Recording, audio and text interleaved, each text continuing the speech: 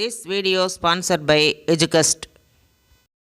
The struggle to find courses that truly speak your language, it's finally over.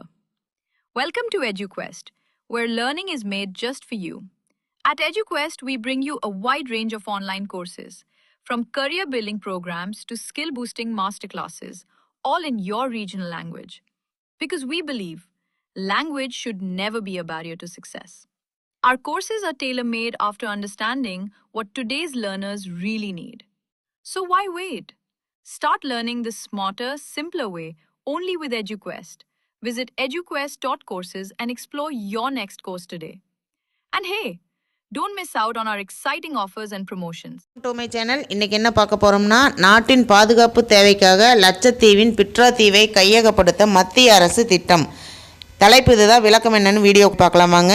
லட்சத்தீவு பகுதியில் ஏராளமான குட்டி தீவு 105 குடும்பங்கள் வசிக்கின்றன. இந்த தீவு அமைந்துள்ள பகுதி நாட்டின் பாதுகாப்புக்கு முக்கியமான இடமாக கருதப்பட்டது. அதனால் இந்த தீவு முழுவதையும் இராணுவ தேவைகளுக்காக கையகப்படுத்த மத்திய அரசு திட்டமிட்டுள்ளது. இதையடுத்து லட்சத்தீவு வருவாய்த்துறை சார்பில் கடந்த 11ஆம் தேதி அறிவிப்பொன்று வெளியிடப்பட்டது. பிட்ரா தீவின் இருப்பிடம் நாட்டின் பாதுகாப்புக்கு முக்கியமான இடமாக கருதப்படுவதால் இந்த தீவு முழுவதையும்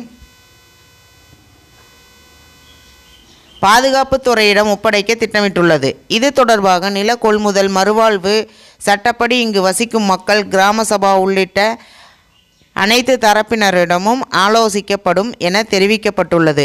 மத்திய அரசின் இந்த முடிவுக்கு பிட்ரா தீவில் வசிக்கும் 105 குடும்பங்கள் எதிர்ப்பு தெரிவித்துள்ளன. லட்சத்தீவு எம்பி ஹம்துல்லா சயித்தும் எதிர்ப்பு தெரிவித்துள்ளார். இது குறித்து அவர் கூறியதாவது: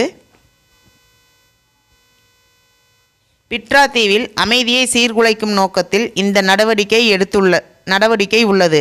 இந்த முடிவை நாங்கள் முழுவீச்சில் எதிர்ப்போம். நாட்டின் பாதுகாப்பு தேவைக்காக லட்சத்தீவில் மத்திய அரசு ஏற்கனவே பல தீவு பகுதிகளை கையகப்படுத்தியுள்ளது.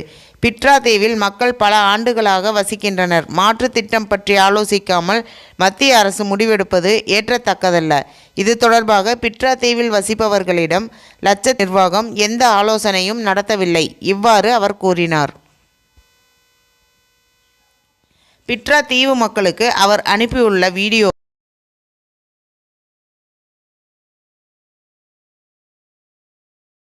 செய்தியில், மத்திய அரசின் இந்த அறிவிப்பால் பிட்ரா தீவு மக்கள் கவலைப்பட வேண்டாம். உங்கள் எம்பியாக நான் பிட்ரா மற்றும் லட்சத்தீவு தலைவர்களுடன் இந்த விவகாரம் குறித்து விரிவாக ஆலோசனை நடத்தினேன். இந்த விவகாரத்தை பிட்ரா தீவு மக்களுடன் இணைந்து அரசியல் ரீதியாகவும் சட்ட ரீதியாகவும் போராட நாங்கள் முடிவு செய்துள்ளோம் என கூறினார். இந்த தகவல் உங்களுக்கு பயனுள்ளதாக இருக்கும்னு நினைக்கிறேன். மேலும் பயனுள்ள தகவலுக்கு என்னோடய சேனல் சப்ஸ்கிரைப் பண்ணுங்கள், லைக் பண்ணுங்கள், ஷேர் பண்ணுங்கள் அண்ட் பெல் பட்டனை கிளிக் பண்ணி மறக்காமல் ஆளுங்கிற ஆப்ஷனை தட்டுங்க. அப்போ தான் நான் போடுற யூஸ்ஃபுல்லான வீடியோஸ் ஒவ்வொன்றும் உங்களுக்கு நோட்டிஃபிகேஷனாக வந்து சேரும். Thank you, bye bye.